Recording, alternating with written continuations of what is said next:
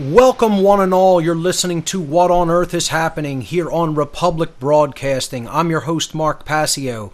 My website, whatonearthishappening.com. The network's website, republicbroadcasting.org. Today is Saturday, April 12th, 2014.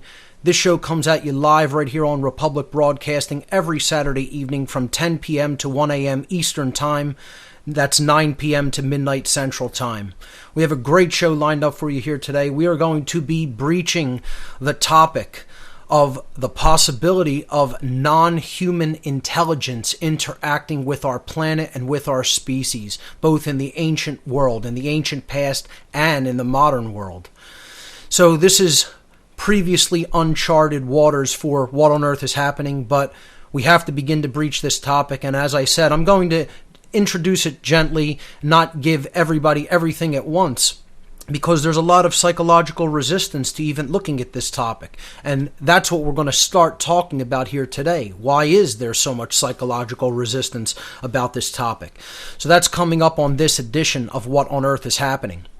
There is a support donation button on the What on Earth is Happening website if you feel that you've gained a lot of value from the information that I've shared freely here on this website, through this radio show, etc., through my videos. Feel free to make a voluntary support donation with the button that is on the left-hand side of the site. As always, when I present new material, there are images that are associated with the show today. Slides, if you will, okay? There are visual aids or slides that go along with the concepts and ideas that I'm going to be talking about, discussing, presenting on the show here today. As always, the images can always be found with the podcast, and again, this is podcast number 151. But during the live show, they are always listed in numerical form underneath the player on the whatonearthishappening.com radio show page. That's whatonearthishappening.com/radio, or you could just click the radio show tab or the radio button on the left-hand side of the website. So right underneath the player, if you're not already listening there, you can see images for tonight's show, and then there's some numerical links. If you click on those numerical link numbers, it will bring up a little slideshow, and you could follow along as I present the topics of discussion for tonight. So the first image, of course, was just the poster for the seminar in St. Louis, the Streetwise Spirituality poster. That's, again, also posted on at the top of my news section. Feel free to share it. I will probably also be making a Facebook event page for that event and sharing it out with all the people who are friends with me on Facebook. Image number 2. Let's jump right into the topic for tonight. And again, the topic is we've been looking at the possibility of psychopathy having a origin that was put here, that was not something that naturally, quote, evolved or just happened in any kind of a natural way, or even because of certain circumstances that were present here on Earth.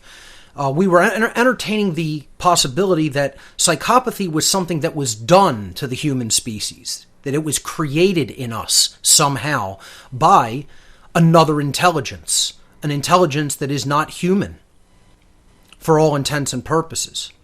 Okay? So the topic we're going to start to breach here is non-human intelligence in general. And people, might say, oh, what's this going to become a show about UFOs? No, not if I can have anything to say about it. It is, UFOs will be something that we can touch on when it comes to this topic. But really, what I'm looking at is the possibility that we have had interaction in the ancient past with beings that are not human, and that interaction may be continuing up till the current day. Now, when you say something like that, there's so much stigma that goes along with this notion.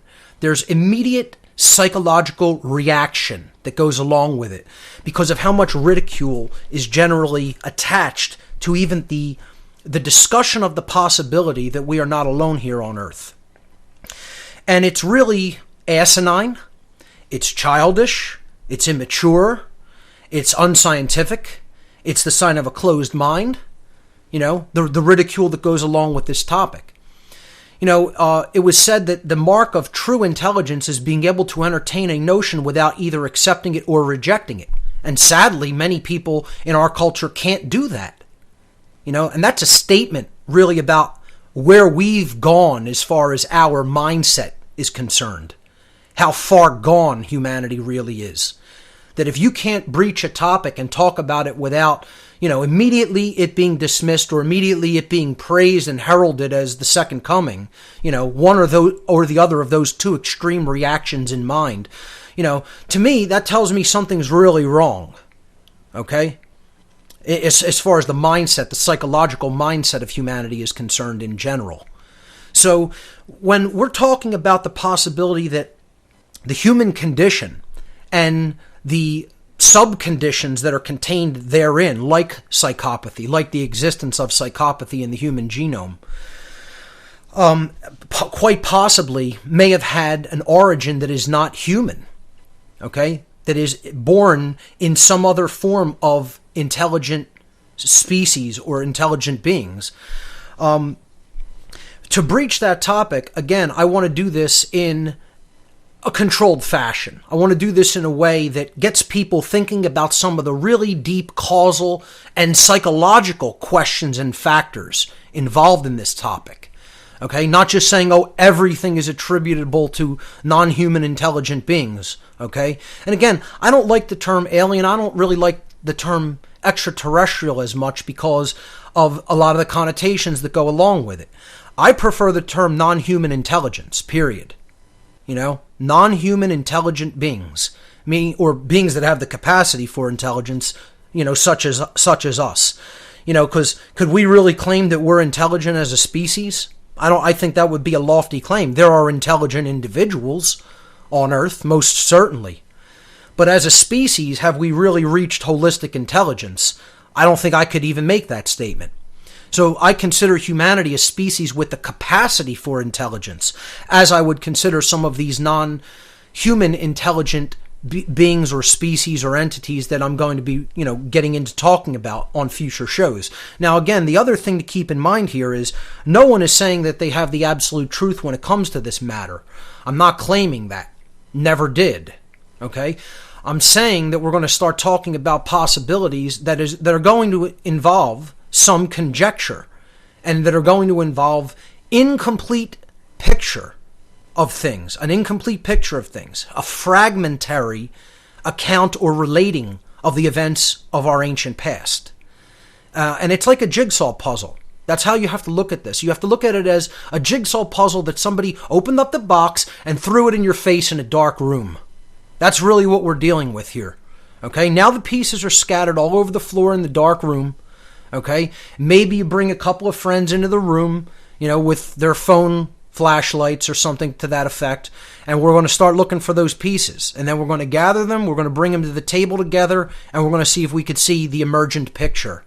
We're going to see if we could see that jigsaw puzzle picture emerge on the table as we bring the pieces of the puzzle that has been completely disjointed and separated because of deliberate obfuscation in many cases, and just because of the destruction of knowledge in many cases in the ancient past. So let's start to take a look on the other side of this break of why is there so much psychological resistance to this topic in general? Because it could tell us a lot about ourselves. We'll pick that up on the other side. Stay with us. Welcome back, everyone. You're listening to What on Earth May Very Well Be Happening. Maybe I should register that domain name. What do you think? We're talking about the possibility of the ongoing interaction with non-human intelligence with our species. And we're asking the question here at the very beginning, why is there so much psychological resistance to even consider this possibility? Why is there so much psychological resistance to the consideration of the possibility of the interaction of non-human intelligence with our species? Where does that come from in the human psyche? And I have some ideas about where that comes from that I'd like to share with the listening audience. And again, this is slide number 2 that we're on here. The first place that this psychological resistance comes from is probably a place that most people would, come to the conclusion of on their own, if they just look at the human condition for even a brief amount of time, and that is the fear of the unknown. And notice I did not say human nature there. Okay, we're not talking about human nature, we're talking about the human condition. All right, two completely different ideas, and what people think of as human nature is largely a poisoned worldview and has absolutely nothing to do with the actual nature of a human being.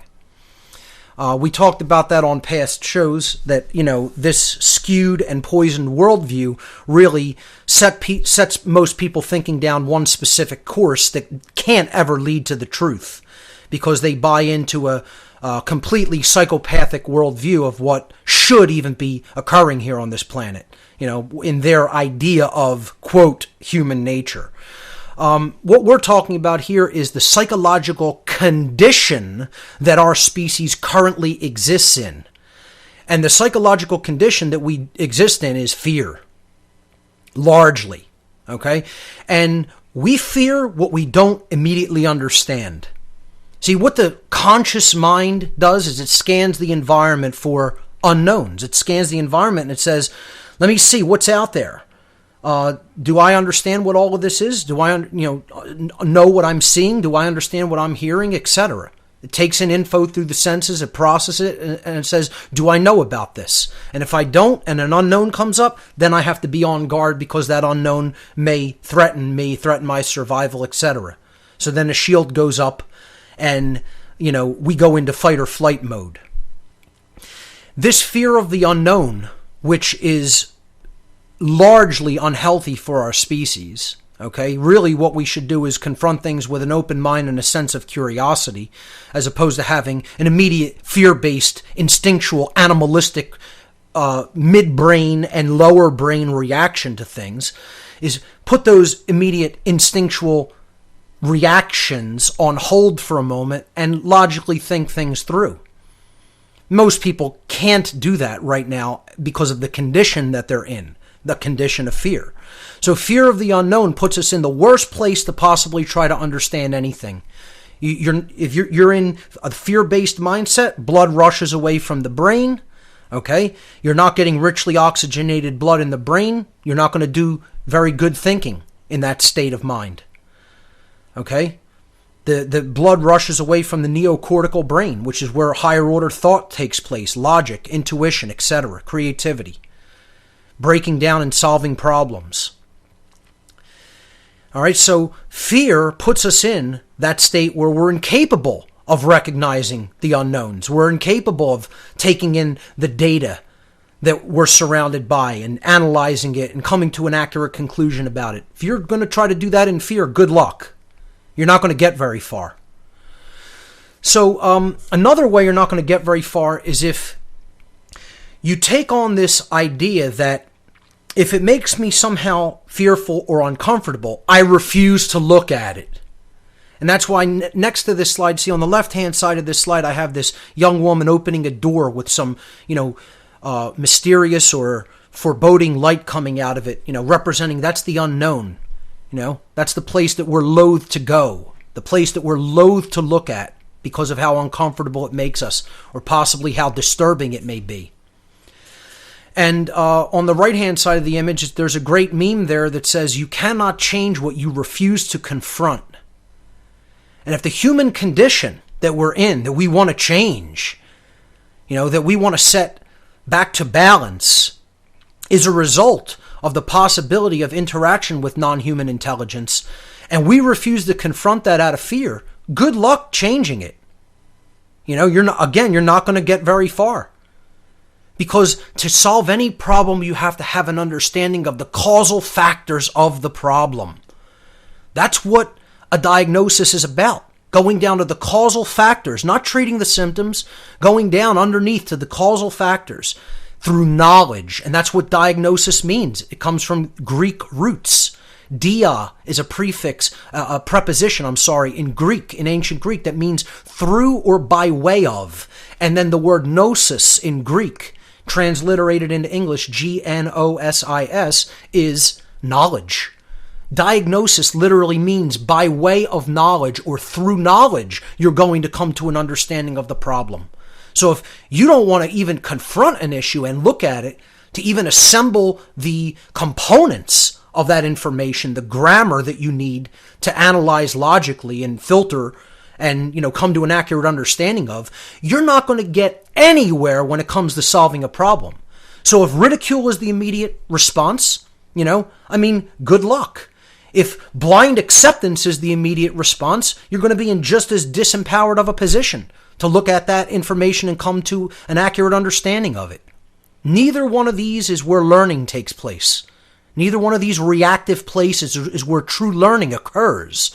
True learning occurs when we have some skepticism and some open-mindedness. That's where we need to be, at that balance point, where we'll take information in without immediately accepting it or rejecting it, and then analyzing it and looking at it critically. So that's what we're going to attempt to do on this show going forward in the treatment of this topic. Imagine that, treating the topic of non-human intelligence, extraterrestrial beings, the UFO phenomenon, etc., the story of the ancient past and possible human origins, with an air of intelligence and caution and open-mindedness, where real learning is actually possible from that place. Very few people even attempt to do it from that level of balance. So moving forward with this question, why are so many people so psychologically resistant to this topic in general? The second reason is that many people are in the condition of a completely runaway ego. I call this runaway ego calcification, and I'm presenting this topic on slide number 3 here. I've called this in the past the arbiter of truth syndrome, where people are so in the mindset that it is up to them to decide what is true, that ultimately what they're really doing, ladies and gentlemen, is playing God. That's what this mindset really is. The ego has become so out of control that it is really playing God. It's saying, what I'm comfortable with, I'm going to state that is true. Doesn't make a difference what the evidence shows. I'm not going to actually apply any methodological observation and research and, testing, the data or anything like that. No. I'm just going to say, this is my opinion, and it doesn't make a difference whether it's actually real or not. I'm going to decide what's true and real for myself because that's what I'm comfortable with. Now, if you don't think that is the epitome of hubris and the epitome of the out-of-control ego mindset, I don't know what is. I can't think of anything else that is the epitome of wanting to be God. Saying, I am the arbiter of truth. I'm God because I get to determine what's real. I get to determine what's true. Imagine this. And here we have a celebrity from Hollywood, Tom Cruise, making this statement, this quote from Cruise here on this slide. Individuals have to decide what is true and real for them. Imagine this. I mean, if that's I don't know if that's what he's getting from Scientology or whatever, but I'm telling you, that's a diseased point of view. Really? Really, Tom? For real? Human beings get to decide what's true and real for them, really. Truth isn't independent of us. It isn't there for us to observe and come and bring our senses into alignment with, into resonance with. No, that isn't what the human task is to do, to bring our perception into alignment with truth. No. According to Tom Cruise, ladies and gentlemen, we get to decide what's real and true for us. Don't you know? I mean, this is pure mental illness, ladies and gentlemen. We'll pick this up on the other side. Ladies and gentlemen, you're listening to What on Earth is Happening. Don't go anywhere. This is What on Earth is Happening. I'm your host, Mark Passio. My website, whatonearthishappening.com. So we were on slide number 3 in the images, and we were talking about this idea of people wanting to be the arbiter of truth, not looking at truth as something that is objective and independent of their perception, just the way things are, that which is, this totally demystified understanding of what truth means, okay? That which is, that the way things actually are. and people want to insist that no, it's all about just what's true for me. And I just want to clarify this for a moment, ladies and gentlemen. When I talk about the arbiter of truth syndrome here, I mean when it comes to objective events that have taken place. I'm not talking about any level of subjective perception at all. In other words, like one person may have a severe phobia of insects, and another person may look at insects and have absolutely no adverse reaction to seeing them. Maybe two people are standing in a kitchen and an insect wanders in from, the backyard or whatever. And one of them looks at it and goes, "Oh my God, that's the most sickening, evil looking, horrendous, creepy thing I've ever seen. And my immediate visceral reaction is want it to die." Okay, and the other person says, "Oh, this is just another one of the creatures that we share this planet with, and I don't really see them as anything that's so bad. And let me just get them out of the kitchen and take them out back into the yard."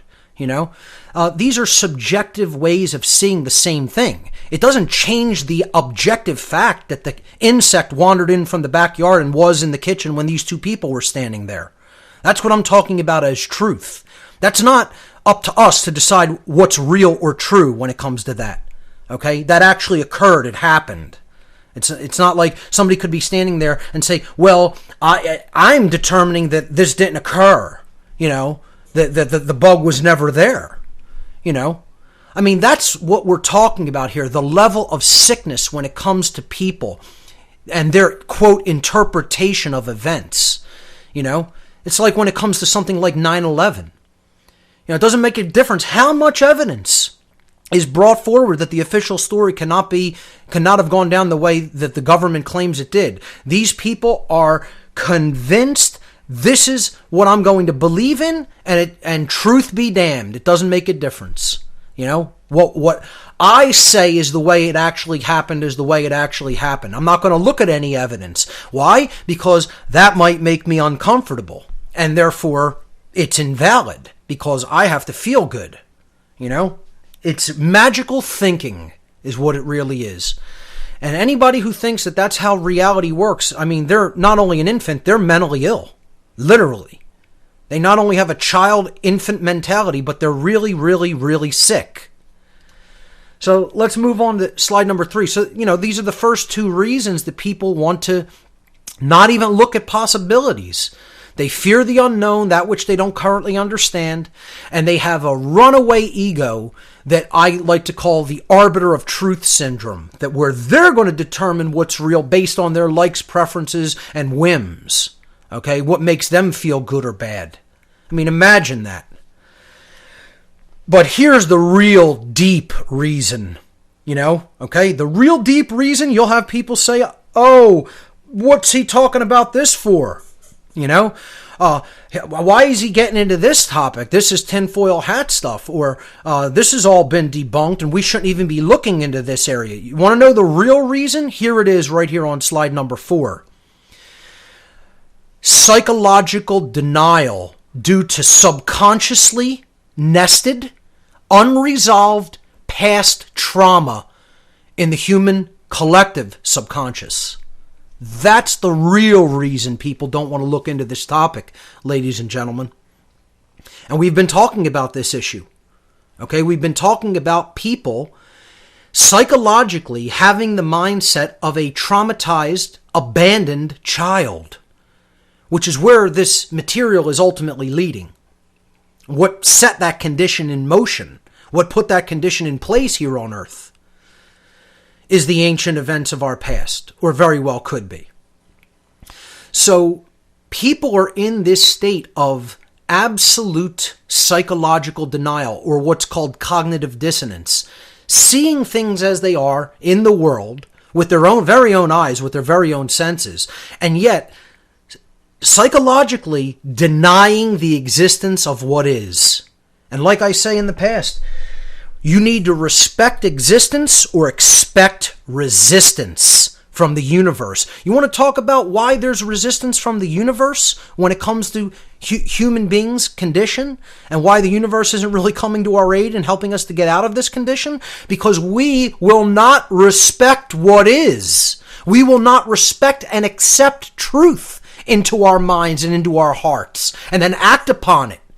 When we do that, there's no power that can stand against us. We're standing in the ultimate power that governs the entire universe when we're in that mode of being in union with truth.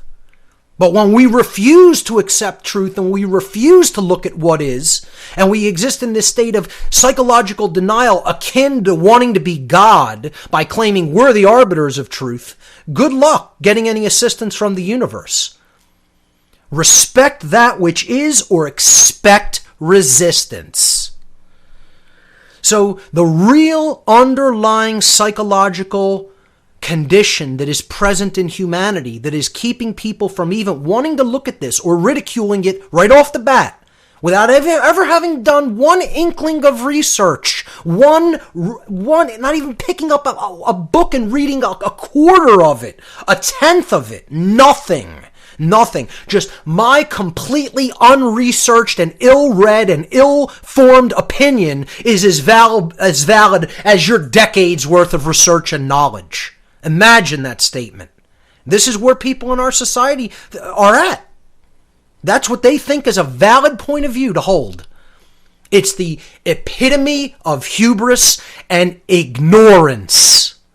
Ignorance. To ignore what is actually there. And that's the human condition. That's not human nature. That's the human condition that we can change and need to change and should change. Hear exactly what I'm saying right there. We need to change it and we should change it, because that condition is, from a moral standpoint, completely invalid. It is an immoral point of view, because you're saying I'm going to willfully deny truth. And the only thing that can ever come out of that is immoral behavior and ultimately chaotic conditions. And what it leads to is slavery, which is where we're at, for having been in that mindset for so long. But don't get it twisted and don't get it confused. That's not human nature, folks. That's what the condition we have come into through what has happened to us and what we have allowed to continue, because we haven't taken any action to reverse that trend. So, here's the second big question for tonight, which we'll get into deeper in the second hour.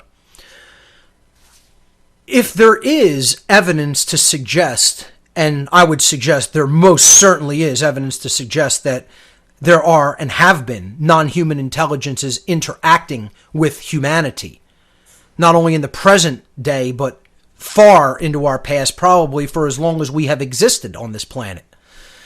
Why? The question needs to be asked. What are the underlying reasons that all of the governments in the world would take up the same position? Most of the governments in the world, you can't get them to agree on anything. Every single government in the world has taken the same position, that they are not going to disclose the truth regarding this interaction that has been taking place.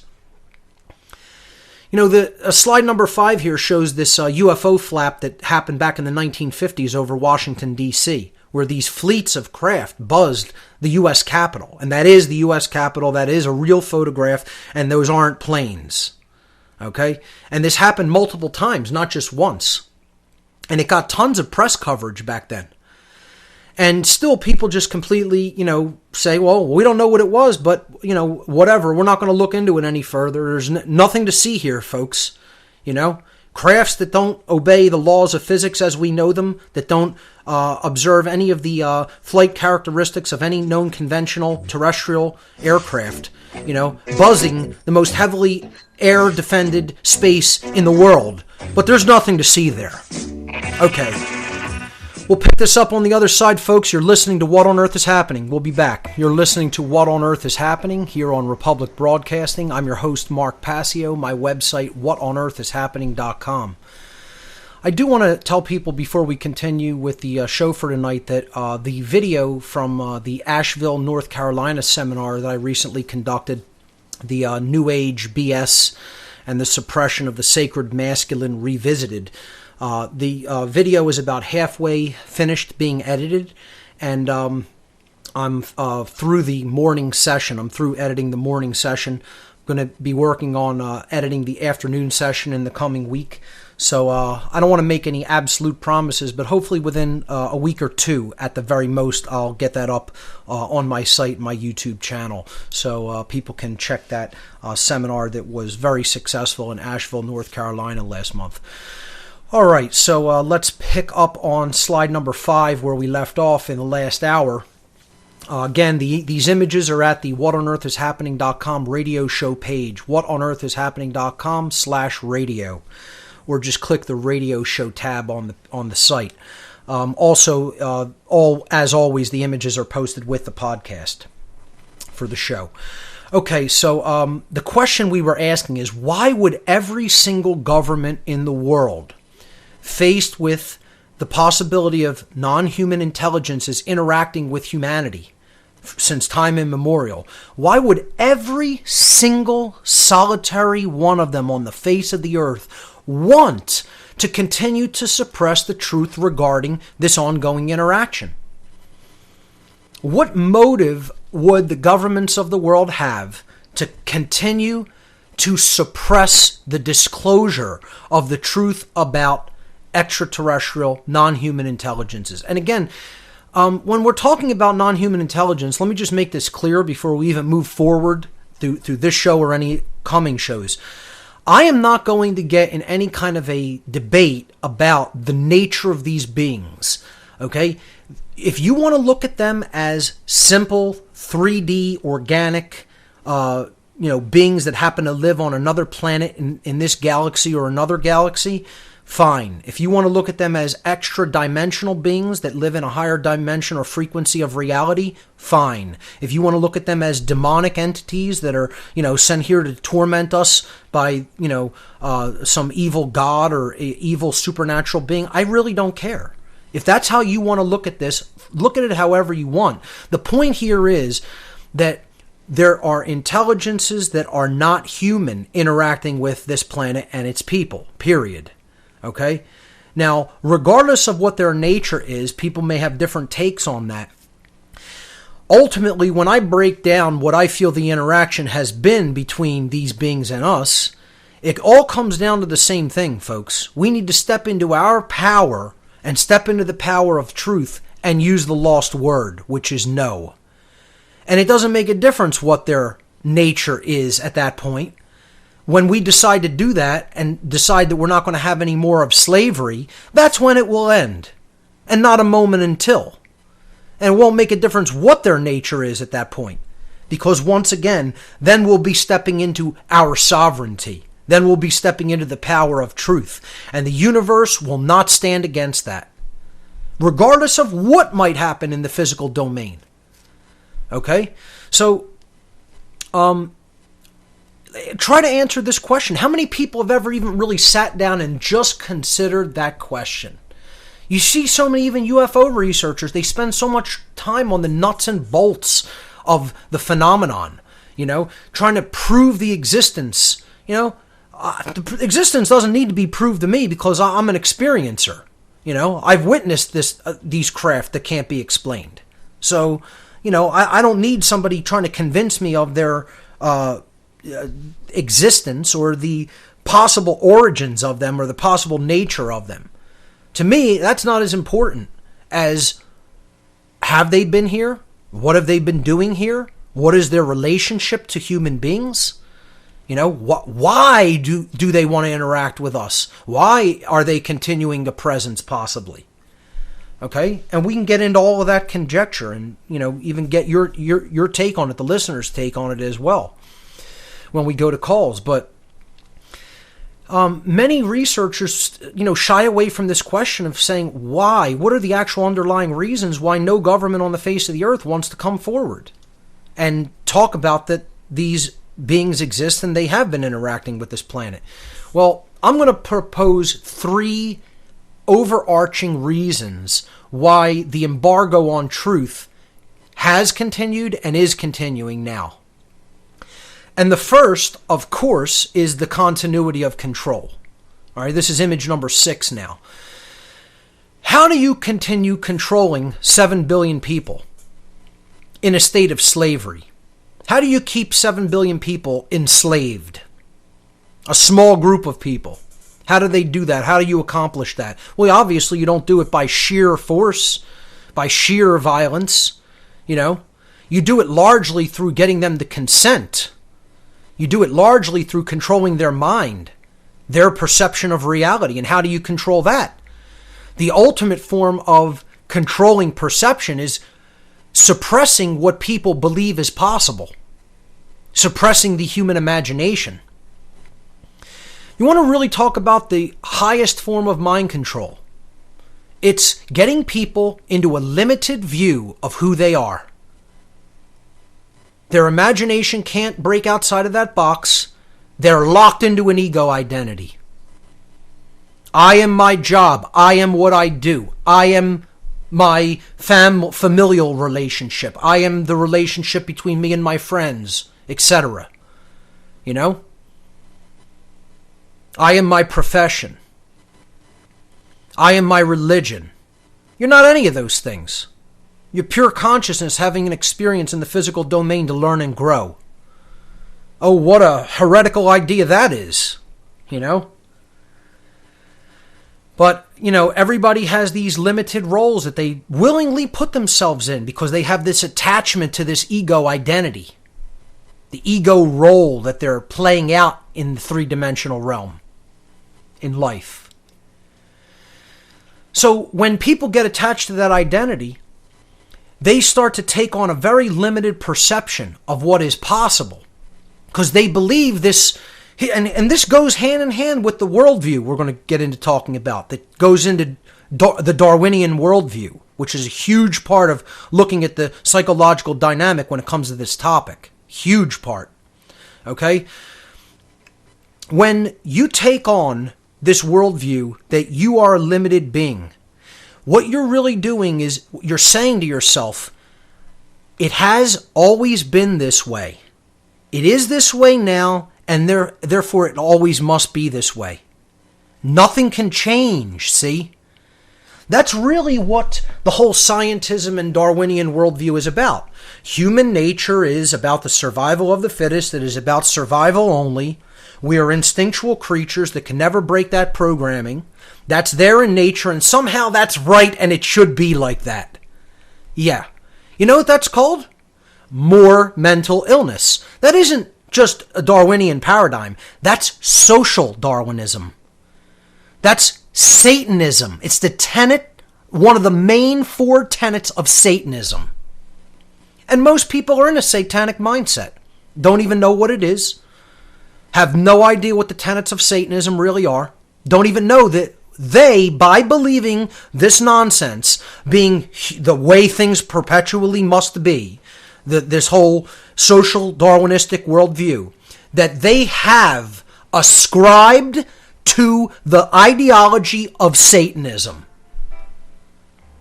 And I'm not telling you that I think that's what it is. I'm telling you that's what it is. I should know. I was a priest in Satanism for 10 years of my life. So you'd think I'd know a bit or two about the ideology they espouse, wouldn't you? We'll pick this up on the other side, folks. Don't go anywhere. The embargo on truth cannot go on, ladies and gentlemen. It is time to break the code of silence. You're listening to What on Earth is Happening. I'm your host, Mark Passio. We're talking about the possibility of non-human intelligence interacting with humanity since time immemorial on this planet. Why people are so psychologically resistant to even wanting to discuss that, and why the governments all throughout the world have basically put forward an embargo on even looking into that. as a possibility, and shedding tons of ridicule on that, on people who want to look into that possibility and explore the evidence for that. And the main reason they do that is because they want to perpetuate slavery. As the farmers of this planet, or at least the farm hands, you might say, they don't want the animals breaking free of their pens. And the way that you keep that from happening is you got to keep them in a box in the mind. You have to control what they think, or at least dissuade them from thinking outside of the box. Because the ultimate form of mind control, ladies and gentlemen, is the extermination of the human imagination. And I've put a little graphic to that effect on slide number 7.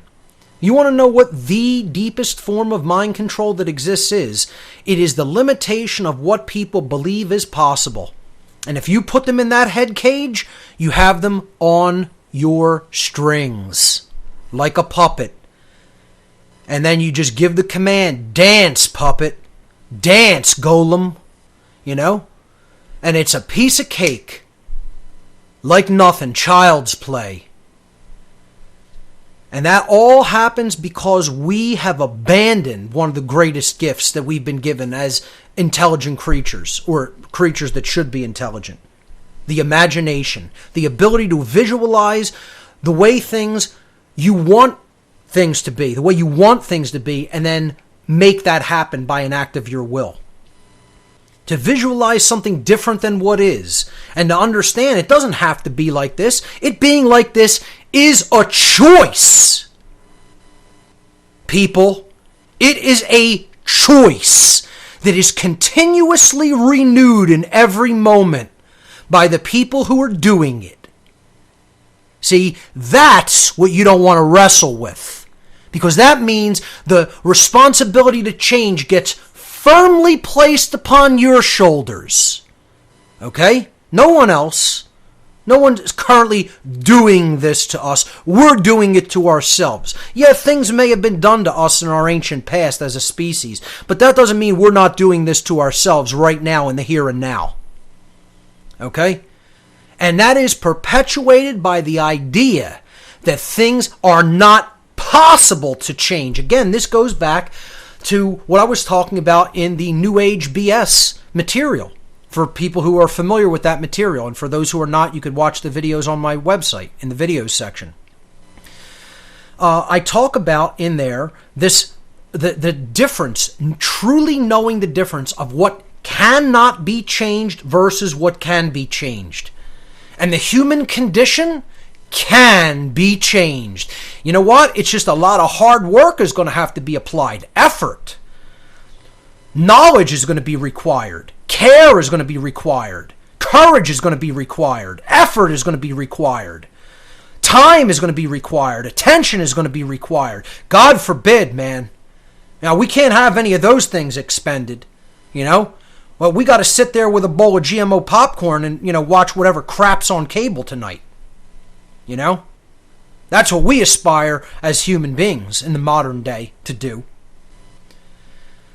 Not learn about ourselves, our origins, what's been going on here on this planet, the immorality of it, and how it needs to change and go away, this current human condition. And it can. But see, you know what, ladies and gentlemen? There is a world of difference between can and will. Oh, there's that little word, will. How many people are willing this change to take place? See, it's all about the willpower and aligning our will with the creation's will, with the will of creation itself, with the underlying ordering intelligence that underlies all creation. Getting your egoic will out of the way.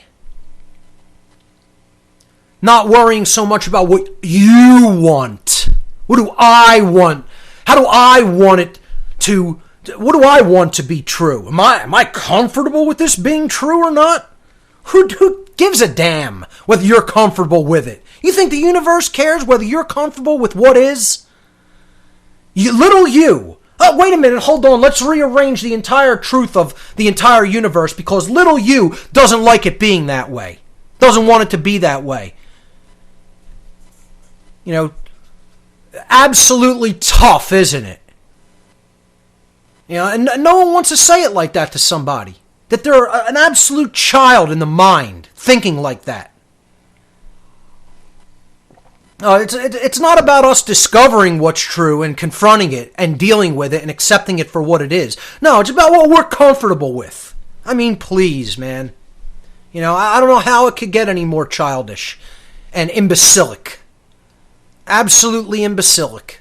And yet this is where the majority of human beings are at, make no mistake. See, folks, look, one thing I'm not is naive. Okay? Whatever else people want to say about me, go right ahead and say it. Don't call me naive ever. I have my finger firmly on the pulse of where the psychology of this species is at. Better than almost anyone alive. Okay? When it comes to the understanding of the current human condition. And I'm not saying that to toot my horn or to, be playing ego games. I'm saying it because it's the truth. Because this is all I've studied for the past 20 years of my life. Non-stop, every day. And you can know a thing or two when you study that relentlessly. About the human condition. Yeah, things can be known, folks. So, to go back to this idea that the ultimate form of mind control is when you put somebody's imagination in a cage. That's it. You got them where you want them, right there. That's it. And are people there? Is that the current human condition? Yes, it is. Whose responsibility is it to change that? Ours. It's our responsibility to do the great work by relentlessly hammering on these people to get them to change their worldview. Because the world is not going to change until that worldview changes. If you think it's going to change by rearranging the furniture on the deck of the Titanic, good luck to you. Hope you got a life jacket on. Because get ready for what's coming, which is sinking into icy waters, if that's what you think. The worldview must change before external manifested conditions can change. Get over it. That's how reality works, folks. So you want to believe in this utter bull crap Darwinian paradigm? That it's just fine for human beings to behave like animals, like beasts in the field, because that's all we are. See, that's identity. That's the identity we're taking on for ourselves. Are we nothing more than any other animal, any beast in the field? Is that what you think of a human being? Is that what you think of yourself? You see, that's what it really reveals, what you think of you. Because maybe many people are just like those animals in the field. They've done no work on themselves. They are beasts in their condition. Not in their nature, in their condition. We'll be right back. Don't go anywhere. This is What on Earth is Happening. I'm your host, Mark Passio. My website, whatonearthishappening.com. So, in the last segment, I was talking about the ultimate form of mind control being the destruction of the human imagination. And this is how governments ultimately, through the scientism paradigm and the promotion of the Darwinian worldview as well, get people to limit their view of themselves, their worldview, and what they believe is possible. And what they believe can and cannot be changed. And the human condition can be changed, but again, there's a huge world of difference between can and will. And that's what this is all about. The great work of changing the human condition is about willpower. And anybody who's telling you that it's not is lying to you. Lying to you. So let's move forward and take a look at the second overarching reason that the embargo on the truth regarding the existence and interaction with human beings by non-human intelligences continues.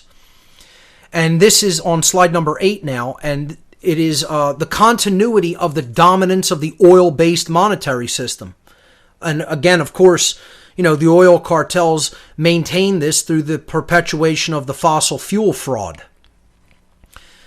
That somehow we need to be reliant on oil, and we couldn't convert all of our energy needs to sustainable, free, clean energy sources. And there is such a thing.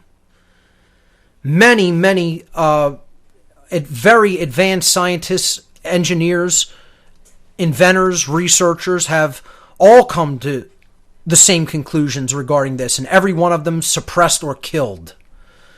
You have the works of Nikola Tesla, Thomas Henry Morey, Pons and Fleischmann, Eugene Malov, Stanley Meyer, and the list could go on and on of all the suppressed technological innovations throughout the centuries. All to keep the world on a totally unsustainable energy paradigm that also has the rape of the planet that we need to sustain our life in tow with it. Great plan, folks. Well, I mean, it's so brilliant. There's so much wisdom in it. I can't even begin to tell you how wise it is. And on this slide, there's people who will take offense, and I tell them, as always, get as offended as you want. If you don't think this is what the military is for, if this isn't what you think, any military people who may be listening, or any people who know military people, if this isn't what you think you are the tool for, you're a tool. Okay? And I mean that in the absolute street lingo sense of the word. A tool. Okay? That is just being used by someone else to accomplish their agenda, their goal, their task, that they just don't want to get their hands soiled with. But they're okay with you getting dirty to do it and being an immoral order follower in order to do it. To go and pillage resources in other countries and, strong arm the people there to get that done. That's all. You're just an attack dog. And that's what they're all too happy to call you, their dogs. That's what these people call you. That's what they call you. They're dogs. They're pets. They're animals. That's my little dog that I keep in the house, and then I put him on a chain and I unleash him when I want to attack somebody. Yeah. And they give you dog tags, and you're too stupid to see the connection. You're too retarded to see the connection. I mean, really, it's like a 2-year-old. It's what these people are. They're like 2-year-olds whose mommy and daddy never paid attention to them. So let me go and join up. Here's my new surrogate family called the military cult. I'm going to go join up and go rape the earth. And then strong arm a bunch of people I never met too while I'm at it. Yeah, that's going to make me feel like a real man. Whatever. It's a bunch of clowns is what it is. A bunch of clowns. These people are. Retarded children who never grew up and don't want to grow up. Letting people who hate them and they call you their animals, people. Do I need to say any more than that? They call you dumb, stupid animals. I'm not telling you that from book knowledge or from reading a quote. I'm telling you that from their lips to my ears. Okay? In the room with them, calling you their pets. It's unbelievable. And these people still can't see it. They decorate you with the regalia of an animal, giving you a dog tag, and you wear it as a symbol of pride. Absolute utter fools. Utter fools. And, what we're doing to the earth is just that's the icing on the cake. I mean, and all the other species of animals that live here. Responsible for the extinction of more other life forms than any other species has ever accomplished. Because this whole paradigm of the oil monopolies, of the oil cartels, of this unsustainable paradigm is about taking whatever we want. We're the takers. That's the R complex, the reptile mode. I'm going to take and hoard, And then put myself in a position where nobody can ever break that monopoly. And they can't even see they're a drug addict. They're a drug addict. They're imperialists. The people who are helping them do this are imperialists, creating these false flag events for more justification because the people are tired of these wars. They need to create these justifications to go into these other regions and continue to wage their blood sacrifices called wars.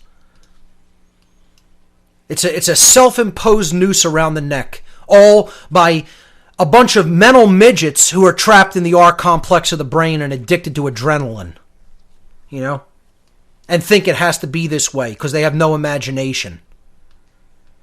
And I'll be damned if I'm going to be ruled by people like that, not without a fight, not without consequence.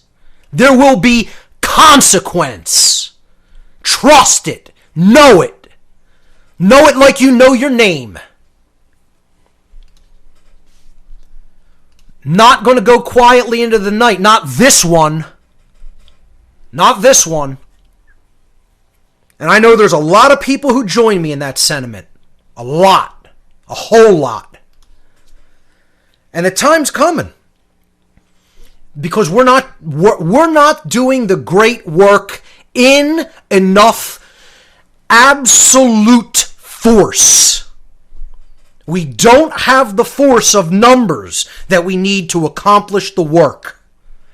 To do this in mind, which is why I keep trying to impress upon people the imperative of the time that we are at. You need to speak this to these people. I was saying the other night when I went on Popeye's show on Truth Frequency last night on Down the Rabbit Hole. I want to start a campaign that is about reaching the military and the police. Because ultimately, if we don't reach these people, there's going to be a absolute bloodbath on the earth. That's what's coming. Okay? We have to reach their mindset to change it. That's what the great work is, folks. If you haven't figured that out yet, you're not paying attention. You're not paying attention if you don't understand that. So I want to do something called cut off the causers. Maybe somebody can come up with an even better name, but just kicking around the idea and discussing it with some people. We need to set, and people think of this, is what I'm about to say the equivalent of guilting someone? Yes. There's a reason that guilt exists. There is a reason that the emotion of guilt exists. It is to be felt. Just like anger, there's a reason for it to exist, and it is to be felt. When something is going wrong, that is something that is unjust, iniquities are taking place around us. Inequities are taking place around us. Injustice is taking place all around us. That's what anger is there for, to be felt in the physiology, so that you will get up off your rear end and get motivated to do something to change that condition. Well, guilt is there for a reason too. It's to make people understand that what they're doing is immoral. And believe me, I felt more than my fair share of it in my life. And that emotion helped me to come out of the dark satanic mindset that I was once in, that these police and military are still in. So I want to set a couple of dates. Like one date we start. And it's a campaign. We're going to relentlessly hammer on the minds of military and police personnel with information. Their families have to do it. Their friends have to do it. Anybody you know that is connected with these institutions, anybody you know that's in banking, government, finance, military, police, etc. Any control-based institution. You're listening to What on Earth is Happening. I want to finish going over this idea for sort of a concentrated campaign of sorts to start hammering the truth of natural law into people and get them to understand that what they're doing is wrong and needs to stop. This is what people don't want to hear. They don't want to hear. They want to hear, oh, tell me what I should be doing. No, I'm going to tell you what you should stop doing. That's the solution. The solution lies in the negative pathway. This is what the New Age nonsense troglodytes, don't want you to understand. All the people who have bought the New Age Kool-Aid. They want you to think, oh, it's all about building something new. No, it's called stop doing what you're doing that's immoral, and then the world will change. It won't be enslaved anymore. No one wants to hear that, though. They want to hear some crazy, over-the-top, complicated solution involving, doing all kinds of new things. Well, you know what? That's not the way that the world's going to change. We don't need anything new. We need to stop doing what we're currently doing that we have no right to continue to do. That's the solution. There's the solution, ladies and gentlemen. And no one wants to hear that. Want to know why? It firmly places the responsibility on their shoulders. You're the one who's causing it. By your behavior. And they don't want to hear that. They don't want to hear it. No, because it's always somebody else. It's always pointing the finger. So I want to do some kind of a campaign like where we tell the actual causers of the problem, meaning the people who are working in the control-based institutions, that they're the people who are causing slavery on this planet. Over a sustained campaign of like 6 months to a year, and then at the end of that, through the whole time, we're giving them ultimatums. Ultimatums. As your wife, I'm leaving you. If you don't change and stop doing this job within 6 months to a year, I'm out. And I'm going to drag you through the courts and take you for half of everything. Use their system against them. I'm going to sue for full custody of the children so you never see your children again. Because I think you're a psychopathic lunatic that children shouldn't be around. That's how hardcore we need to get. We need to start making these people 100% do what they're doing with no support from us. The idea of supporting these people needs to be withdrawn. Withdrawn. Is that guilting them? Yes, it is. Is that right? Yes, it is. Yes, it is. Somebody would have every right to withdraw all interactions with another human being. Disown them as their family member. How about if a mother said to their child who's in the military, I'm not proud of you. You're a disgrace. You're a dog of some psychopathic, lunatic, so-called elitist that thinks of themselves as God of this world. And you're their order-following pet. And I don't want to... You're not my son. How about that? You're disowned. And I'm not leaving you a thing when I'm gone. Not a thing. You're cut off. You're cut out. Cut out of my will of everything. I don't even want to call you son. How about that? See, we need to put pressure. This is what no one wants to hear. Pressure is required to create change. It's not just going to happen willfully. These people are not just going to say, oh my God, I was wrong the whole time. Somebody's going to have to make them see it. And no one wants to hear that. You want to know why? It has nothing to do with New Age garbage.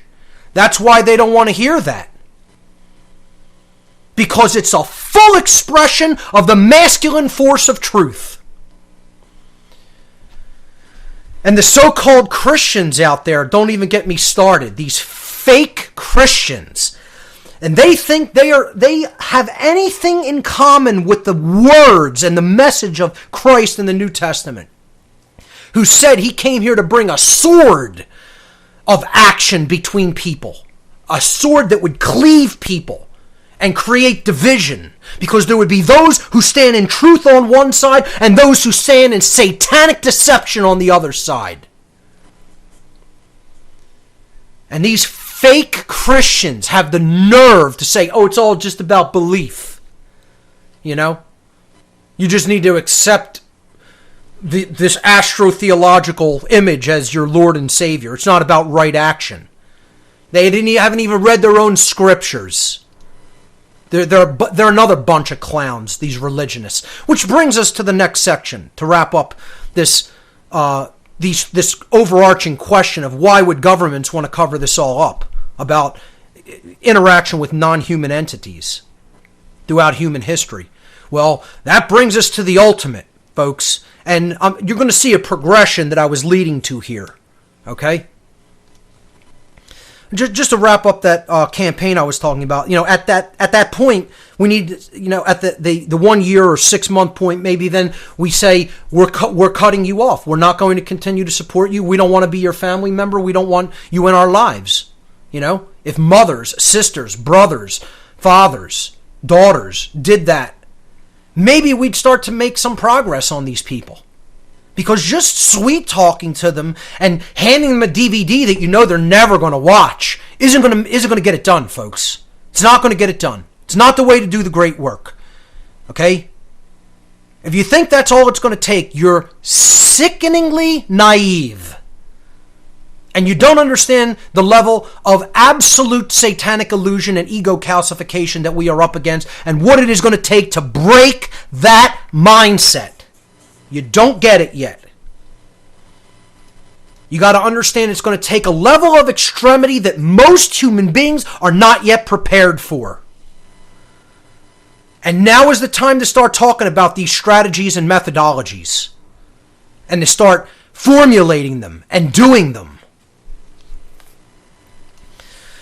The third reason that this overarching cover-up continues, and the main reason it continues, is the continued acceptance, to get people to continue to accept traditional religious and scientism-based dogma through the suppression of the truth about human origins, about how we came to be the people that we are on this planet, and how we came into the current human condition. And there's two overarching paradigms or dogmatic worldviews that postulates to tell us how we came into this condition and why we are the people that we are. And that is the scientism dogmatic worldview of Darwinism. And let me tell you something.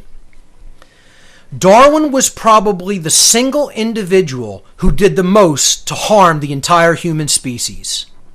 One human being who did the most amount of damage on the human mind in the history of the species was Charles Darwin. Because what he got people to accept as a religion with no actual scientific proof, yes, with no actual proof in the fossil record, where he himself said it would need to be discovered with many transitional species.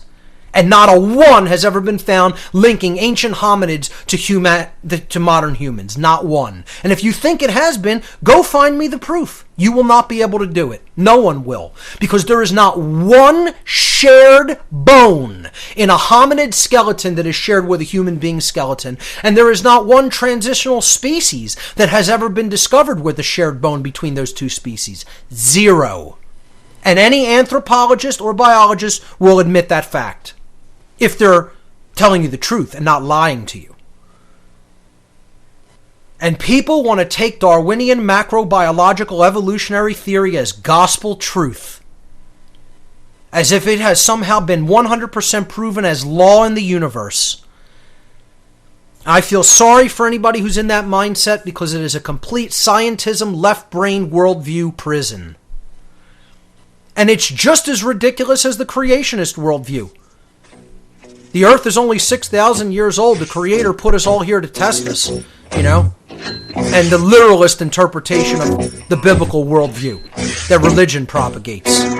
There's your right brain form of imbalance. Welcome back, ladies and gentlemen.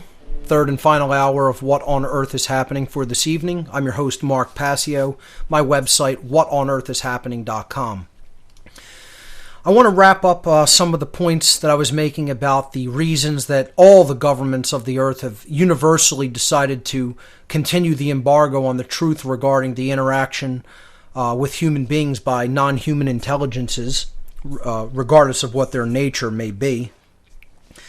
And And we made three basic points. That the first reason is to continue control. If you think about that, what is the role? What institution fulfills that role? Government.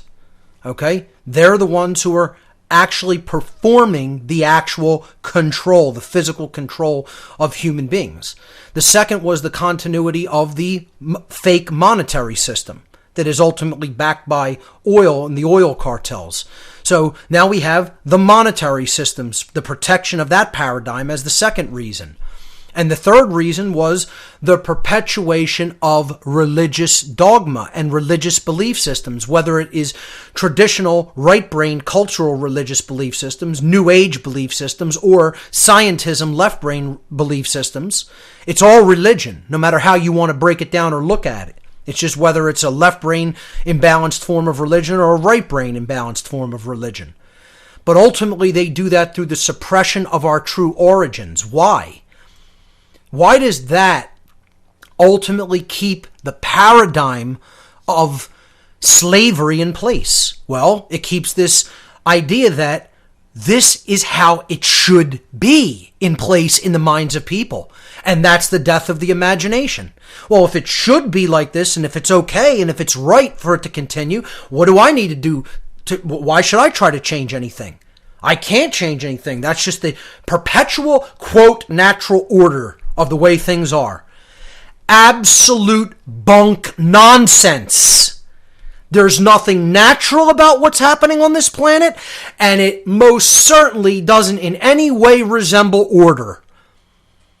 It is the 100% artificially imposed mind control based system of chaos and slavery and disorder. If you think this is the natural order, you are mentally sick. Literally, I'm not even saying this like as some kind of a ad hominem attack. I'm telling you, literally, the fact of the matter is that you have a damaged neocortical brain. If you got a brain scan, it would verify it. Anybody who has that kind of a worldview is still in a state where one of the brain hemispheres is so chronically imbalanced that it has destabilized the entire neocortical structure of the brain, and the electrochemical activity that is taking place in the neocortical brain is screwed up. And a brain scan would show it, ladies and gentlemen. There would be physical, tangible, scientific evidence that there's mental illness present in you if that's your worldview. If you think that's the natural order, you're mentally ill. Literally. Again, it's not an ad hominem attack. I'm trying to explain. Literally, that is the evidence of a broken brain. If that worldview is present, the brain is broken. So, ultimately, we've gone forward in ascending order of power when it comes to maintenance of this control and slavery system. Government's actually at the bottom. Remember when I talked about, back on a former podcast, the unholy trinity? The three basic forms of mind control that keep everything in a state of slavery? Government is the child. It's the thing that came last. It's the thing that was born out of the other two. The monetary system is what is the mother to that child. It's what runs the government. It's what makes the government do what it does. People thinking, I have to do this for money. I have to have a job. This is part of my identity. This is part of what I do. But ultimately, it's religion that's running the show, folks, and it always has been. And if you don't understand that, if you think religion has waned, you don't know anything about the first thing about what's really going on this world. Religion is still as firmly entrenched and in charge of this planet as it ever has been. Ever has been. It is all about religion and how it needs to be ended. All forms of it, all false religions. There's only one true religion, truth itself. That's it. That's the only thing that's capable of reuniting you with your divine essence, which we have all fallen from. Truth is the only force that can do that. No religion on the face of the earth, certainly not government, authority, certainly not the monetary system, nor the New Age movement or any of the cultural religions has the power to do that. Sorry to burst your bubble, religionists, but get over it. And religion is protecting that more than anything else. Religion and science shake hands on this, because neither one of them will even go near the third alternative, which is interventionism. The interventionist theory of how the human condition came to be the way it is. They won't look at that. No, they want to protect their little paradigms of Darwinism and the poisoned worldview of original sin, etc. It's all the same thing. It's saying humans are just like this. See, people can't understand. These are the same ideologies. There's nothing really different. It's just in the approach. Does a scientist in a white lab coat tell you that human beings are bad from their from their genes, or does religionists tell you that God made us with original sin? We were just made with original sin because we went against God's wishes in the garden. And take this literalist interpretation of the Bible. It's all points to the same overarching worldview. Humans are just fundamentally bad and flawed by their nature, and it always has been this way, and it always must be this way. Therefore, don't even bother to try to create any change in the world. No, it has nothing to do with how people think, because their behaviors are driven by how they think, and how somebody thinks is changeable. You're not a programmed robot that must behave a certain way. You have free will. This is what both of these paradigms dismiss. It's the scientism paradigm of Darwinism, macrobiological Darwinian theory, and social Darwinism postulates essentially there's no such thing as free will. Everything's just controlled by genes. And then the religious paradigm, well, God's keeping it like this because we disobeyed him, and therefore it just has to be this way. It's all nonsense. It's all bunk. Something did happen to us and do something to us, but it does not have to perpetually be that way. Human beings are capable of change. Human beings are capable of evolving. Human beings are capable of changing how they think and behave by an act of will. By an act of will. This is what is dismissed by both of these paradigms. Free will. To make change occur. And it is possible. Will we do it? That's a whole different story. And the reason they keep these paradigms in place is because one of the most effective ways to control a whole population, this is the last slide for tonight, slide 11, one of the most effective ways to control an entire population is to cut people off from the knowledge of their true origins. Because our true origins tell us about where we came from. And they inform us about who we are now, why we are the being now that we have become. Doesn't mean we have to perpetually be that. Doesn't mean that's just how it is and that's it, just tough. It can't be changed. No, it doesn't mean that. But it does tell us about who we are right now in the moment and how we got to be that person. That's a course heading. We learn about where we've been in the course that we're currently on. And when we have that information in hand, then we're in an empowered position to change that course. Your calls on the other side of the break. Stay with us. You're listening to What on Earth is Happening? I'm your host, Mark Passio. My website, whatonearthishappening.com. I'm going to go to the phones and take your calls on this topic. Let's go to Patty in Illinois. Patty, you're live on What on Earth is Happening. Welcome. Hi, Mark. I'm really excited to be talking to you. Absolutely. Thanks so much for calling in. What do you have for us tonight? Well, I have been listening to your podcast since the beginning, and I'm actually on number 35. And you're talking about imagination, and it made me think of one of the podcasts I just listened to on Better Living Through Alchemy, where you had something about the key to life and death, and it was imagination. And And it's true. It is the only thing that can actually create what the ancient alchemists referred to as the philosopher's stone, the state of consciousness by which we could create real positive change for the human species. That cannot be done without the imagination. It is the key to that formula. Exactly. And for myself, I have been finding that to be incredibly empowering.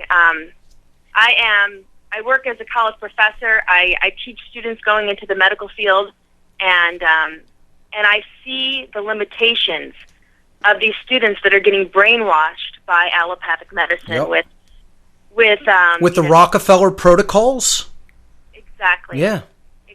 And don't you know that the body is just a mechanized robotic machine? And nutrition has nothing to do with any of it. It's all about just the interactions of molecules. That's all. It's all there, just purposeless. It has nothing to do with energy. It certainly has nothing to do with the food we take in. That's all. Absolutely based on, ancient Newtonian paradigm and worldview, brought into the human body now. We're going to apply Newtonian dynamics of physical objects to the human body. It makes perfect sense to me. Doesn't it make perfect sense to you, Patty? It is one of the mechanisms of mind control for these young students coming into this field. And you're right. It is a very mechanistic way of looking at life. We have reduced life to something that can be manipulated, and something that is not a magical, wonderful, and just full of possibilities. Yep. I find it hard because I went to medical school and I left medical school because I felt the brainwashing beginning when I was in my third year of med school and I started doing clinical rotations. I didn't want to be a drug pusher. I had to leave that system. Yeah. And I'm teaching in the field because I am passionate about talking about the human body, but I'm trying to get across to my students the truth without going against the system. And, one of the things you talked about was we have to start being forceful with this message. Yep. We can't hold back anymore. And so, when my students ask me about chemotherapy, I flat out tell them, this is a system of a cocktail of drugs that kill cells. It kills the same immune cells that you need to fight cancer. So if you think that's, beneficial for a person that's dying of cancer, I have to give them the truth and let them come up with the conclusion. And it's going to take courage to do that. And it may even come to a point where you might have to take a chance of putting your job on the line. This is what we need more people to step up and do. And, the more people who do that, the faster things are going to change. Patty, I want to thank you for your courage and thank you for your call. Great points and insights. Let's go to another caller. Let's hear from Rob in Ecuador. Rob, you're live on What on Earth is Happening. Welcome. Hi, Mark. How you doing? Hi, Rob. Welcome. So down here in Ecuador, I've been showing your natural law presentation over several weeks to a group of people. Great. Bit of a statement here before a couple of questions I've got. It seems your method of teaching does nothing to overcome the cognitive dissonance that listeners may experience as a result of considering what you're teaching, and you make no apology for that, I know. Further, I think it might be fair to describe your approach as going for the low-hanging fruit, and I think I've heard you say words to the effect of, your style is your style. Maybe others can do the babysitting. And listening to various of your podcasts and so on, it seems that it's almost. Did we lose you? Rob, if you're still there? Yeah, hi. There he is. Okay. Continue. Sorry. It's a VoIP connection from South America. I was just going on there. Maybe it's even a disservice to try and wake people who don't want to be Absolutely woken. Not. I have to 100% completely disagree. That is what we are here to do. See, the New Age movement has people convinced of this. Absolutely convinced that is the correct way to go about doing things. That's what's gotten us here, my friend. That's why we're in a situation of slavery. That's the very reason. Because people said, well, it doesn't make a difference to me what he thinks, what she thinks, what they think. They're entitled to their own opinion. Doesn't make a damn bit of difference whether that opinion has anything to do with truth or morality. And who am I to say something to them? That's the exact reason we're enslaved. The exact reason. Think about that. And, okay. The New Age movement wants to convince people that that's the proper approach to take in this world. Just let it go. Let it be what it is. Don't exercise your will. What happens? See, let me explain something. And Rob, I thank you for your call. Okay? I want to explain something to folks regarding this point of view and how dangerous it is. Okay? There are two forces at work in the universe. This ideology, which is what it is, comes forward from not understanding the truth about the occult. Someone who takes this approach does not understand the occult at all. At all. There are two forces at work in the universe. There is an entropic force that breaks things down and prevents ordering and makes things further and further chaotic, and when it comes to the will, enslaves it. In the scientific terminology, this force is known as entropy. In the occult terminology, this force is known as involution. The force of involution, which means to tighten up inward, to curl inside. Not to unfurl and to allow to unfold and flower, but to ball up and suppress. Okay? That means you're not using the will to order things. That means you're not using the will to choose the difference between right and wrong and speak that to others. That means you're not controlling yourself and taking control over your voice, which is what ultimately orders the mind and by extension orders the universe. The universe is spoken into existence. And there are too few people who are ordering it. Therein lies the problem. Thank you, Rob, for your call, because you just explained to all the listeners the fundamental problem of our world. That is the fundamental overarching problem of the human condition. We want to allow that force of involution to just go. Don't exert the will, because that is the hardest thing to do. See, it all comes back to will, folks. Free will. The gift of the Creator. What are we doing with it? Yeah.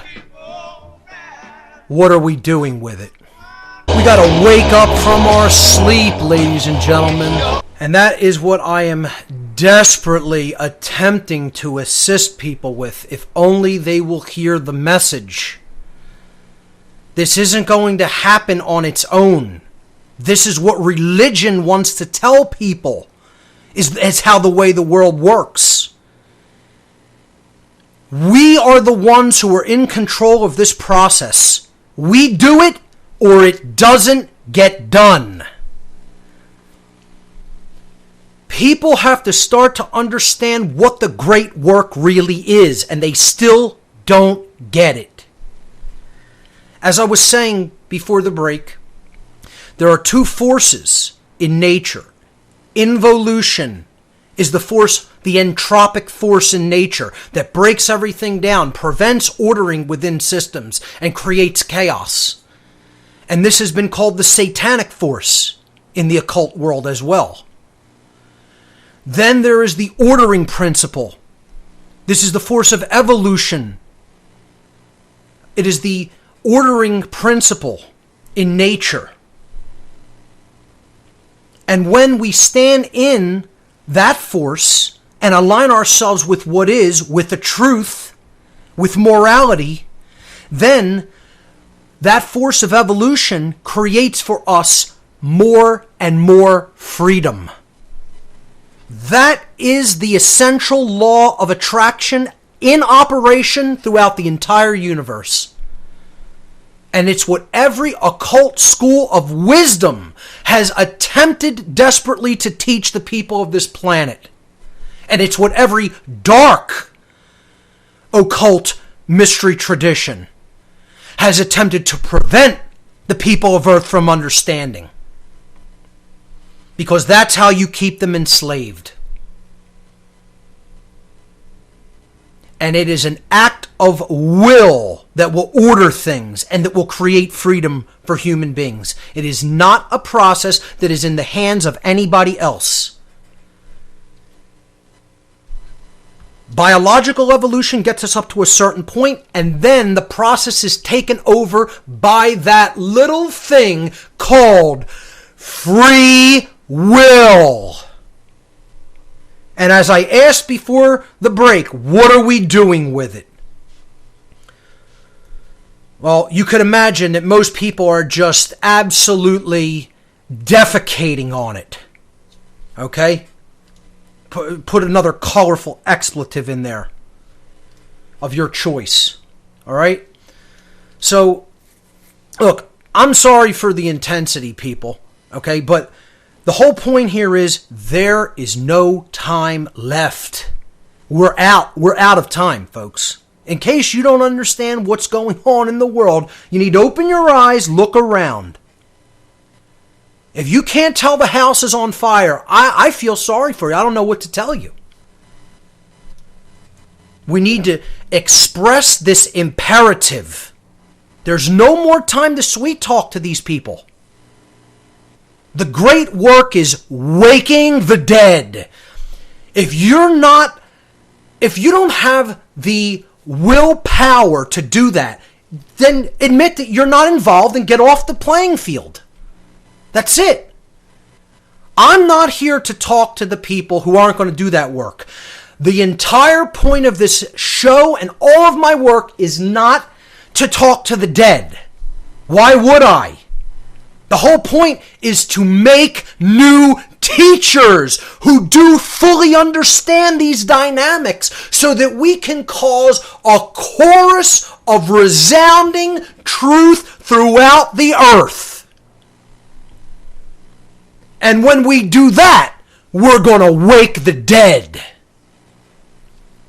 But not until we understand what that great work is and we start to give our will to the will of creation to do that great work. That's what doing the true will means. And that's what people still don't understand in massive enough numbers. Let's go to Daniel in Ohio. Daniel, you're live on What on Earth is Happening. Welcome. Hey, Mark, can you hear me? Yes, I can. Coming in loud and clear. Mark, I just wanted to thank you for all the work that you've done. I've worked my way through your podcast twice now, and it's really just helped me see this world for what it really is. You, Lennon Honor, and Dr. Jim Byrne on YouTube. I mean, you guys have just completely turned my life around in almost inexplicable terms. But what I was calling today... Thank you for that compliment, and I consider myself in good company with those gentlemen that you just mentioned. I mean, I thank you so much for introducing me to Lennon Honor. His Vision of Manhood podcast is good for anyone. Absolutely. Absolutely. I mean, just brilliant work. Brilliant. I can't recommend Lennon highly enough. It's really good stuff. I want to just say I like the way you thanked me for what I do. I helped you to wake yourself up. I didn't do it for you. You did it by an act of your will. Yes, sir. You did that. All I did was say, hey, you might want to take a look at this. That's all. I'm just an aggregator of the grammar that's out there, of the basic building blocks of information that people really need to take into themselves if they want to wake themselves up. And, that's what my work is here to do. And it is hard work. It's not easy. I put so much time. People don't see the amount of time that goes into this. I've sacrificed a good portion of my life to do this work. And it shows. These things don't just get made, Nothing just happens by accident. You have to sit, you have to do the research, you have to organize it logically, you have to do the graphics, you have to do the text. I mean, it's not something that just happens automatically. Every single thing on my website, ladies and gentlemen, I put up there myself. I don't have a webmaster. I mean, thank God I learned the communication skills and the computer skills to do that. That's what I basically do for making fake money. I do tutoring and, technical support work and building websites and stuff like that. But, thank God that background is there, and I can do that. But people think that just happens magically on its own. That's hard work, ladies and gentlemen. It takes a lot of time to get done that most people are paid a lot of money to do. I receive no compensation for that work. So, except in the form of voluntary donations if people find value in it, and that's fine. If they want to contribute, I won't turn down a donation. I do have a donation button on the page to help assist me with the expenses of daily life and helping contribute to the household in which I live. So, I just want to thank you, Daniel, for the way you phrased that. And you said, I simply assisted in that process. You did the work to wake yourself up. I was an assistant in that work. That's what an alchemist really is, an assistant to the great work. Definitely. And you might want to do like Lennon did, like he made an affirmation to the universe that, because of the work that he's done and because of the people that he knows he has helped, that he knows that he deserves for the people that he has helped, for them to help him out monetarily. Sure. Because this is something that we unfortunately need in this crazy world. And people like myself and Lennon, we will roll most of that back into the work that we are doing. You think this doesn't require equipment? You think it doesn't require buying DVDs? It doesn't require printer ink? It doesn't require a fast internet connection, which I laughingly call my internet connection fast. It's not, nothing but, it's not a real modern high-speed internet connection, this crappy DSL line that I suffer through because fiber optic internet hasn't come into my neighborhood yet, unfortunately. But yeah, I mean, I hear what you're saying, we do deserve some abundance in our life to help us to do this work because we're a few of the few people who are actually doing it. Absolutely. People out there, if you can hear me, I'm a dude Bob from Cincinnati style. Have some fucking passion, okay? Oh, we have to watch our language because we're going out over AM and FM affiliates as well. So please be careful with that. No problem. Yes, have some freaking passion, okay? All this stuff about you talk to people, and if you have any kind of passion in your voice, people want to not listen to you or anything like that. Forget that. It's too late for that, and we have to take things into another level. That's right. I just have a quick story here. Sure. I'm moving into a new house, and there's a pond right behind it, and I told parts of my family that I didn't want any fishing on it, just simply because I didn't want any animals to be harmed, and it's literally caused a rift in my family just because of it. I would never in a million years thought that would have happened. Wow. But it has, and it's causing so many problems. It's amazing. Wow. Just because through hypothesis, I didn't want an action to be done, but they feel like they have the right to ingress upon that and be pissed off about it. It's so crazy. Daniel, thank you for sticking to your guns and employing your will and waking yourself up to the extent that you have and now getting involved in the process of helping to wake others up. That's what it's all about. Thanks so much for the call. We'll pick up with your calls on the other side. Stay with us. You're listening to What on Earth is Happening. This is the last segment for this evening. I'm your host, Mark Passio. My website, whatonearthishappening.com. Let's see if we could squeeze in a few more calls. Let's go to Raphael in Indiana. You're live on What on Earth is Happening. Welcome.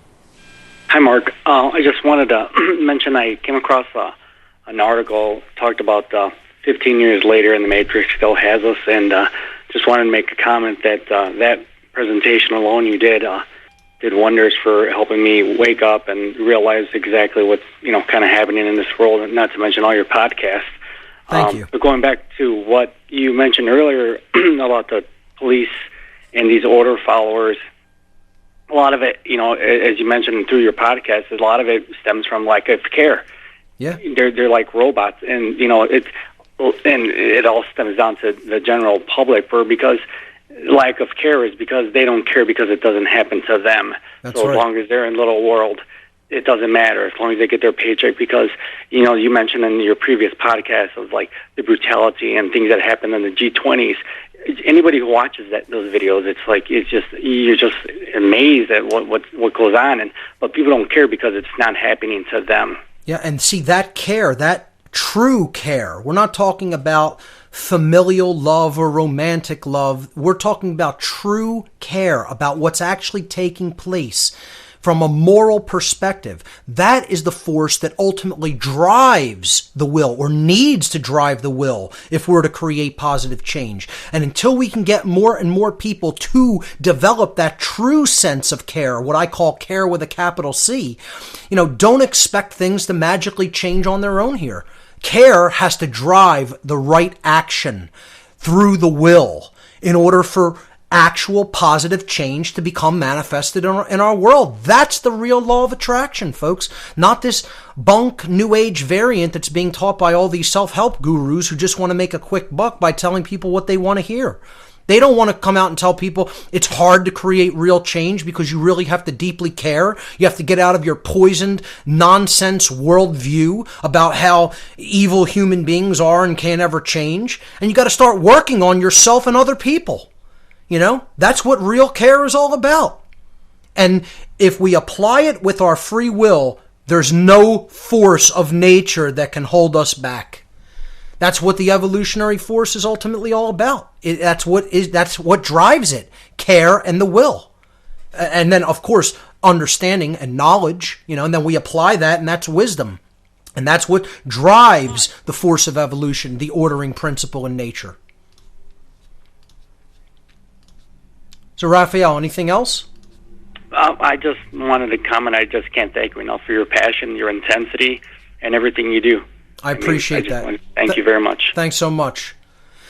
Let's hear from Ivan in Phoenix. Ivan, welcome, my friend. Ivan in Phoenix, are you there?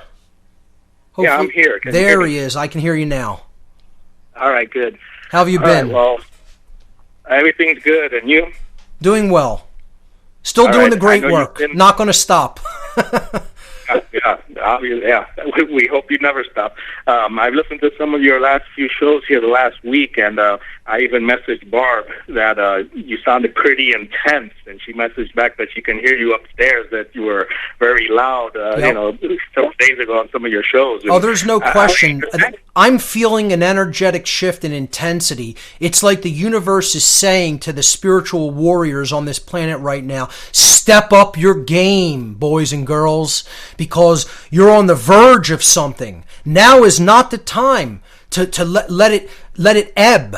Okay? Now is the time to move forward and press forward. We need to keep up the pressure. Keep up the pressure.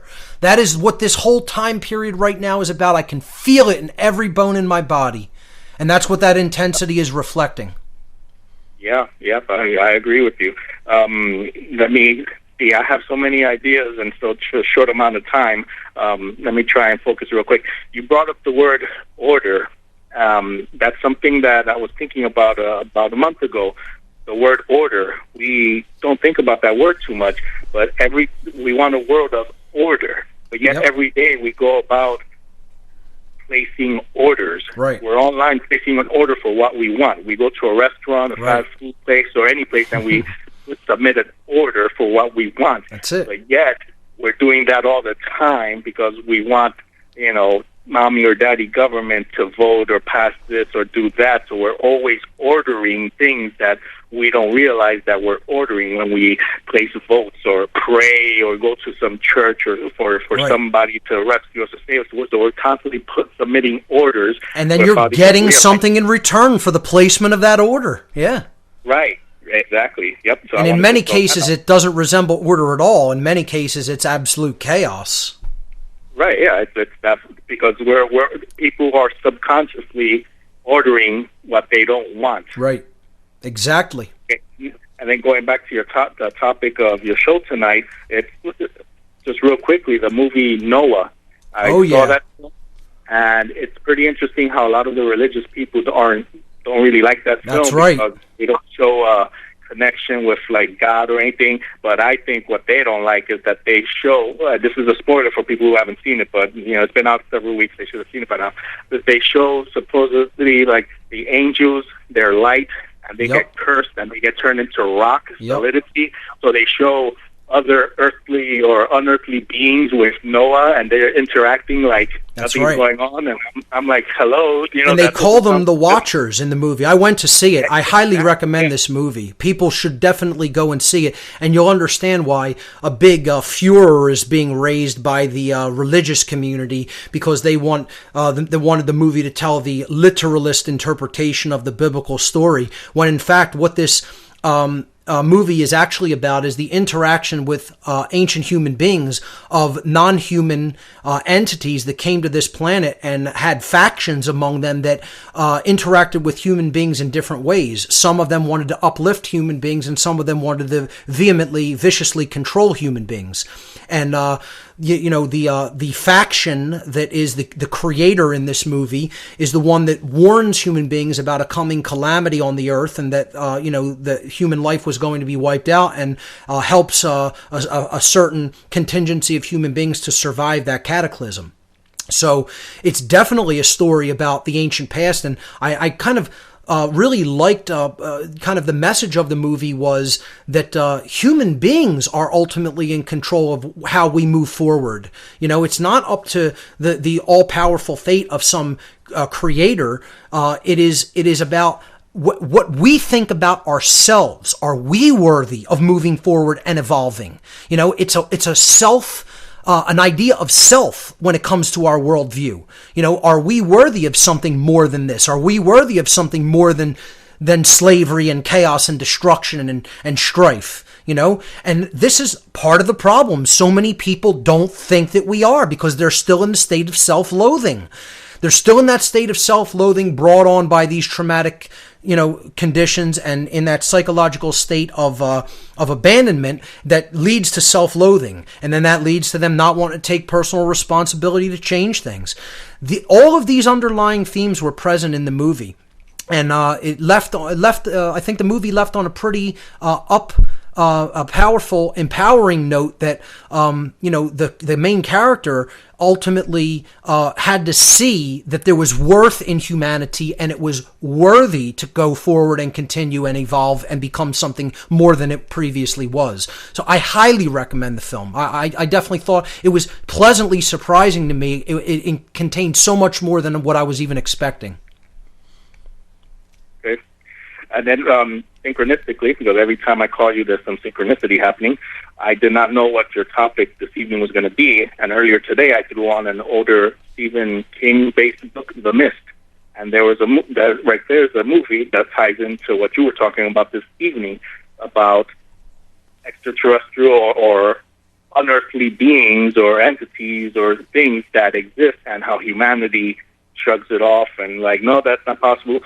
And real quick, people should see The Mist. It shows the three types of people: the ones left brain, right brain, and the ones open that can accept what's possible, and how it addresses everything on there, from religion to the logical thinking people, and how everybody's wrong in there.